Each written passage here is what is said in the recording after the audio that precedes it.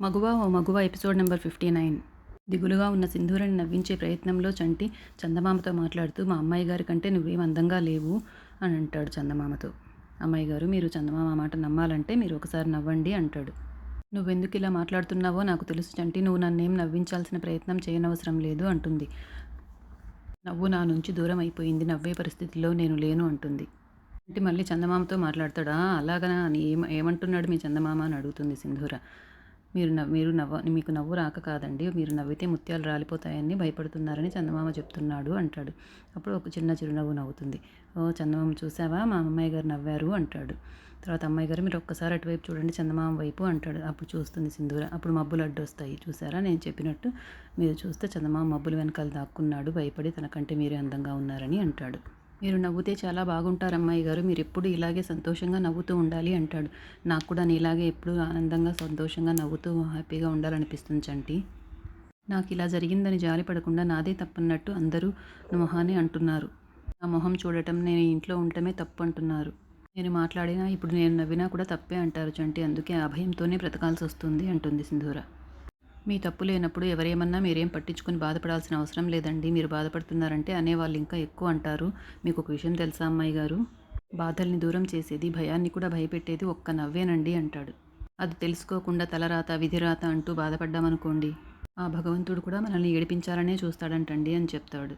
ఆ పూల చెట్టు వైపు చూడండి, తన పువ్వులు రాలిపోయాయనో వాడిపోయాయనో అది బాధపడుతూ కూర్చుంటే మళ్ళీ పూలు పూయించగలదా?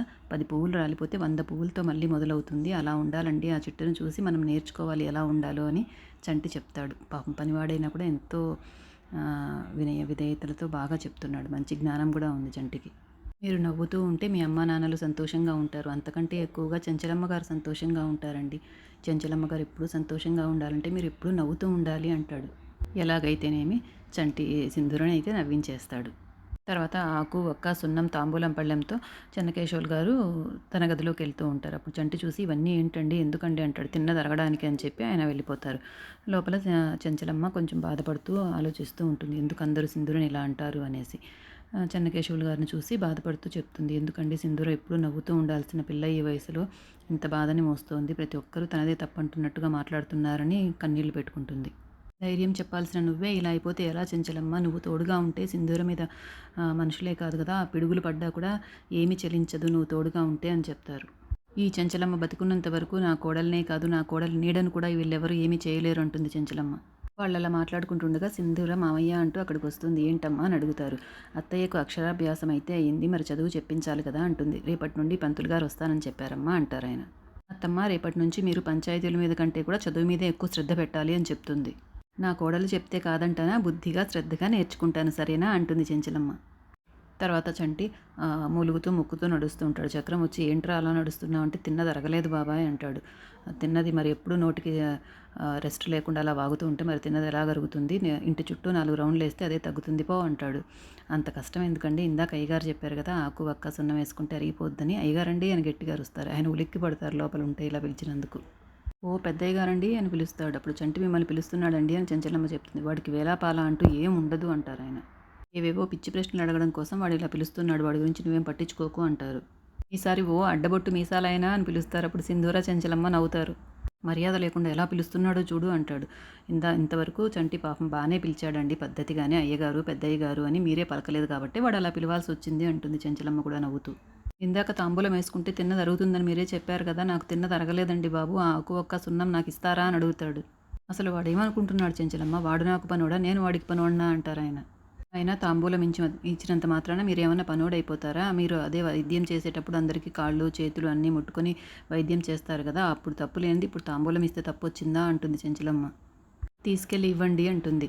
సరే తప్పుతుందా నువ్వు చెప్పాక అనేసి లేవబోతారు. మామయ్య ఇటు ఇవ్వండి నేను ఇస్తాను అంటారు. నీకెందుకమ్మా అంటారు ఆయన. పర్వాలేదు మామయ్య నేను ఇస్తానని సింధూర తీసుకెళ్తుంది. సింధూరని చూసి, అమ్మాయి గారు మీరు వచ్చారేంటండి అంటాడు చంటి.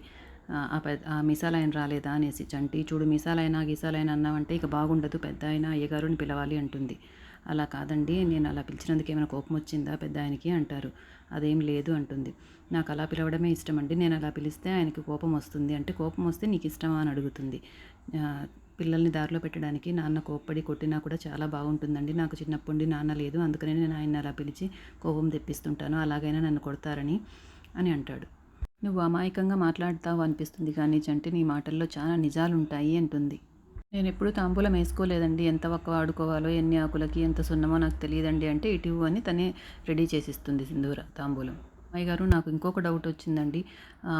ఆకేమో పచ్చగా ఉంటుంది, సున్నమేమో తెల్లగా ఉంటుంది, వక్కేమో నల్లగా ఉంటుంది. ఈ 3 కలిపి నమిలితే ఎర్రగా ఎట్లా అవుతుంది? మీకు ఖచ్చితంగా తెలిసుంటుంది, నాకు చెప్పాలి అమ్మాయి గారు అంటారు. అప్పుడు సింధూర తెలుపేమో స్వచ్ఛతకు, స్వేచ్ఛకు అన్నిటికీ గుర్తు. ఆకుపచ్చేమో ఆరంభానికి, పచ్చదనానికి గుర్తు. నలుపు రంగు విరామానికి, విశ్రమానికి గుర్తు అనేసి చెప్తుంది. ఈ 3 మన జీవితంలో కలిసి లేనప్పుడు మన జీవితం ప్రమాదంలో పడుతుందని హెచ్చరించడానికే మన నోరు అది తిన్నప్పుడు ఎర్రగా మనకు వార్నింగ్ ఇస్తుంది అంటుంది. అలాగైతే తప్పకుండా ఈ తాంబూలాన్ని వేసుకొని తీరాల్సిందే అనేసి నోట్లో పెట్టుకొని నములుతాడనమాట. సింధూర వెళ్ళిపోతుంది. కాసేపు నమిలి నాలుక చూసుకొని ఎర్రగా పండింది అంటే అమ్మాయి గారు చెప్పినవన్నీ నా జీవితంలో ఉన్నట్టే హే అని ఎగురుకుంటాడు. తర్వాత తెల్లవారుతుంది. బసవ తెచ్చి చంటికి ఇదిగో నువ్వు చెప్పిన కూరగాయలన్నీ తెచ్చిచ్చాను అంటాడు. చంటి సరేనని చెప్పి మళ్ళీ బసవన్న ఒకసారి ఆగు, నువ్వు గడ్డం ఎందుకు పెంచుతున్నావు అని అడుగుతాడు. ఇంత జుట్టు ఉంది, ఇంత గడ్డం ఉంది ఎందుకు అనేసి. మేము అమ్మగారికి అనుచరులం కదా, మమ్మల్ని చూసి జనాలందరూ భయపడ్డానికే ఇలా పెంచుతున్నాము అంటాడు. ఆ కూరగాయలు తీసుకొని కిచెన్లోకి ఇవ్వడానికి వెళ్తాడు. అక్కడ సింధూర కూరగాయలు కట్ చేస్తూ కన్నీళ్లు పెట్టుకుంటూ ఏడుస్తూ ఉంటుంది. అది చూసి చంటి ఆశ్చర్యపోతాడు. ఇంతలో ఎపిసోడ్ అయిపోతుంది. నెక్స్ట్ ఎపిసోడ్లో చెంచలమ్మకి ఫోన్ వస్తుందన్నమాట. అంటే పులివాసు ఉంటారు కదా ఇన్వెస్టిగేషన్ ఆఫీసరు, ఆ రిపోర్ట్ వస్తూనే మనకు హంతకుడు ఎవరో తెలిసిపోతుంది అని చెప్తాడు. మరి రేపటికి హంతకుడో ఎవరో తెలిసిపోతుంది. చెంచలమ్మ ఎలా రియాక్ట్ అవుతుంది రేపటి ఎపిసోడ్లో తప్పకుండా తెలుసుకుందాం. కాబట్టి ఫటాఫట్ సీరియల్ న్యూస్ని తప్పకుండా సబ్స్క్రైబ్ చేసుకోండి ఫ్రెండ్స్. Thank you.